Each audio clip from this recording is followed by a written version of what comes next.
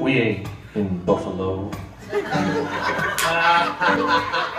these wings, you know, they ain't fit to eat.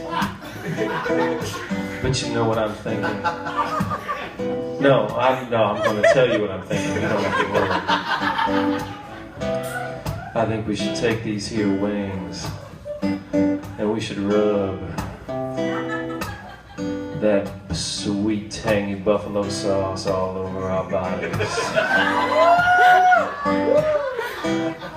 And I think that we should take that grease and we'll take that shower curtain down from the bathroom and we'll put the grease all over it and we'll roll around.